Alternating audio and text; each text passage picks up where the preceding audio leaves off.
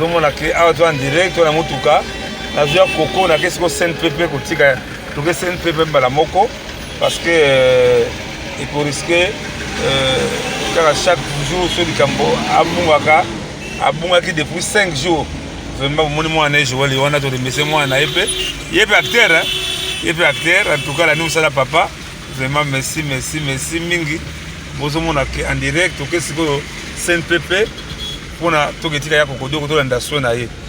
Voilà balina biso lobi bomona ki image moko etambola ki pande so kokodoko vraiment nzambe azo lokumu pour le moment toujours que de CNPP je crois que ils allaient sécurité on a mwana Joël grâce à moi wana parce que kokodoko abunga depuis 5 jours ne lobi to remercier sozi matata oyo vraiment mwana moni papa na biso kokodoko yeyo ce qui est CNPP, vraiment ça demande boza tout ça la ini.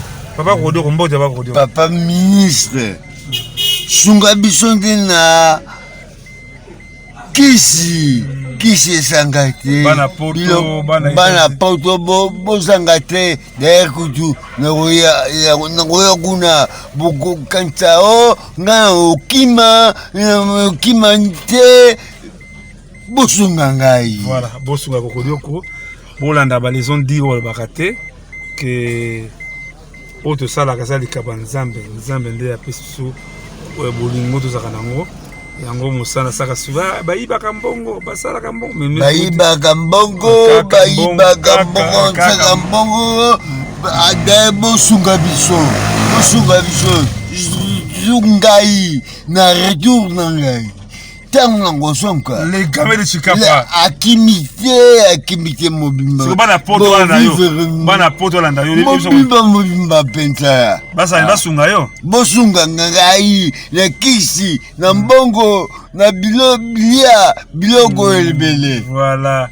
Maman Clotilde na reine pas au monde. Maman Clotilde. Yo sangate. Voilà, bala na biso tozaka ka tozomata et à doter ma bouteille zali tozoko mata CNPP pour na soin de kulabiso Joël en tout cas merci moi na wana Joël bonjour yo be comédien hein le message pour ba o bata papa na yo o senga lisungi yo bakisi zaka ke aza artiste na bango asepelisa bango pendant ba mikolo ebele babosana ete bakanisa ye nzambe récompenser bango. Pour le moment Joël retika papa na ye aza na pareil te même ko aza na pareil en tout cas botinde mbongo ya pareil pour to atozo bango va merci. Voilà, il y a Top Média Télévision. Nous sommes toujours au cœur il y a information. Vous avez tous vu Naba Etando Ike Nabino. Depuis un certain moment, artiste monine Yambo Kanabiso, Oyo Bongo a eu problème mental, Oyo a eu problème à Motu, Oyo Bino so Bomonaki donc Mboulo Ezo Beta. Mais nous sommes venus to SNPP.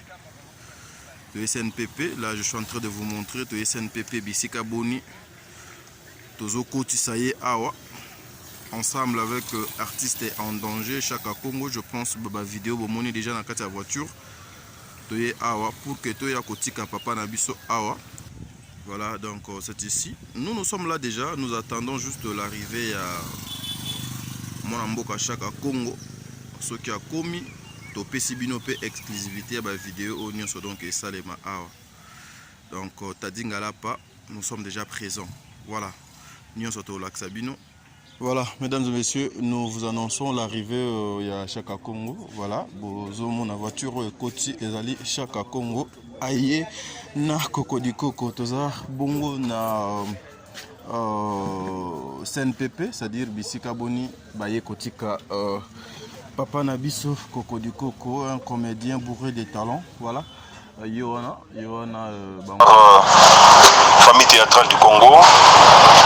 Bonsoir Ban ANTPC. Je sais que Ebele vous a choqué la image ya Kokodioko au Sali Tour du monde. La profité qu'on passe un message oyo pour la bande de cognos parce qu'on a vu personnellement inquiétude d'interpellation. Il y a bande de mingi il y a Canada, États-Unis, le Fifi, Baba Mungita, Robert Souraki, bandeko mingi ya libanda na bandeko ya Europe na awa na Kinshasa boza très choqué na image ya Cocodioko etamboli.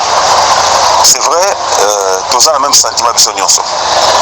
Mais nalingi boza la informé que Cocodioko aza bénéficiaire ya assurance médicale lokola artiste ebele oyo toza na kati ya liste wana. Et pas na ye tango tozali ko élaborer liste yango, on n'a pas tenu compte ya âge ya bana ya Cocodioko. Bana Cocodioko bango nyonso baza ba bénéficiaire ya assurance médicale. On n'a pas tenu compte malgré ye moko alobaki na nga kotia mwasi na nga te. Mais sachant que na tango ya pasi mwasi yango to galera mais moi ouverture epesami tika mwasi pa bénéficiaire aza mama bana. Donc Cocodioko na bana na ye na mwasi na ye bango nyonso baza ba bénéficiaire ya assurance médicale. Donc Cocodioko na bana na ye na mwasi na ye bango nyonso baza ba bénéficiaire ya assurance médicale. Mais le problème à Cocodioko ezali que abungaka na ndako, abungaka bana comme mwasi Cocodioko abengana mwasi na ye baza so esika moko na Gisèle, atikala na bana bavanda kuna na Boyata na Lingwala esika grand frère Cocodioko apesa bango ndako. Mais abungaka soka bungi 3 jours 4 jours une semaine bana baomona ete famille baomona ete yango boyoka bakaki lokota ina Kingabwa balokoti na paka Juma bamoni na 3e rue ya komi roulage lelo bakimona na Ipene akimaka bongo omoni situation na ezali maladie ya mutu. Maladie ya mutu eza difficile et ba maîtriser yango soki ozwi soins appropriés na bisiki esengeli te.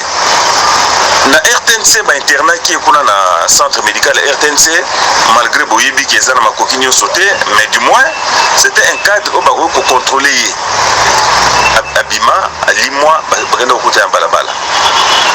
Donc aza retrouvé ndenge bomoni ba image azongi en famille na sengi na famille na bango esika kutu azalaki ntango babengi nga na biso bango bokende kuma eza na Ipene. Comme ils en ont peine, beaucoup dans centre hospitalier Voici l'homme. Ils allaient parmi les hôpitaux Oyo, ils ont la liste et pas pour faire ce traitement. Tous en hôpitaux belé les lots, l'assurance médicale au tous en haut. Ils ont aussi besoin de monga fula, ok mon collé, ok wapi, ok ngalima. Donc toi hôpitaux belé, Oyo, aujourd'hui à cause du traitement. Ils ont négligence té, ils ont négligence. Le groupe salon côté pour boyebi que tous nos collègues, mais tout fan anda comme côté. Ndé tous abisso tous artistes, mais mutu na mutu azana environnement immédiat na ye. D'abord famille na yo, famille na liboso, après peut-être ba master bozaka na bango na biso baninga musala toye na sima. Tant to saka musala les mususu de 10h à 14h to panzani 3 fois par semaine. Le reste du temps, ils en ont au fan na bango. Premièrement famille na yo. Donc bango baza les premiers ya ko mona que aux a bien été ba mon hôpital. Donc les négligence le groupe salon hotel, les négligence il y a fondation thème tapé si biso assurance médicale wana, les assurances de négligence à fondation thé ba pimela été. Et ils appellent négligence à famille n'a été à un certain niveau parce que dans le limwaka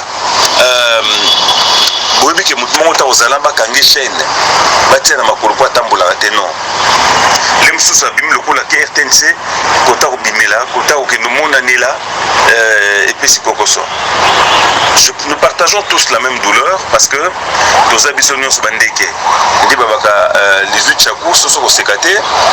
Je partage avec nous tous douleur on est comme on a un guerrier comme Cocodioko na ba condition wana, mais bon donc côté pour se soutenir, tout est payé la prière, mais je crois dès demain, na sengi soki bake hôpital non ba komemaye bato ba komemaye basala que bon taba osala diagnostic ba recommander na CNPP parce que hôpital etikali pona yezaka ka CNPP pour kotaka liboso pe boyebi mais on est aki na bansisani bandeko mais cette fois-ci il est pris en charge par la fondation Maman Denise Biakelo Tshisekedi akende ba pesa ye soin oyo esengeli bomitungisa mingi mingi te aza retrouvé aza en famille na moment to na odo banabino jeshaba utikuna akuti alali merci kimia na mabota merci pour la solidarité merci pour la souci ya musala na biso pe ya bombo ina biso. Voilà, mesdames et messieurs, nous vous annonçons l'arrivée à Chaka Congo. Voilà, bozomo na voiture Koti ezali Chaka Congo. Aye na Cocody Coco toza bongo na CNPP, c'est-à-dire Bisika Boni baye kotika Papa Nabiso Cocody Coco, un comédien bourré de talents. Voilà. Voilà, mesdames et messieurs, nous vous annonçons l'arrivée à Chaka Congo. Voilà, bozomo na voiture Koti ezali Chaka Congo. Aye na Cocody Coco toza bongo na CNPP, c'est-à-dire Bisika Boni baye kotika Papa Nabiso Cocody Coco, un comédien bourré de talents. Voilà.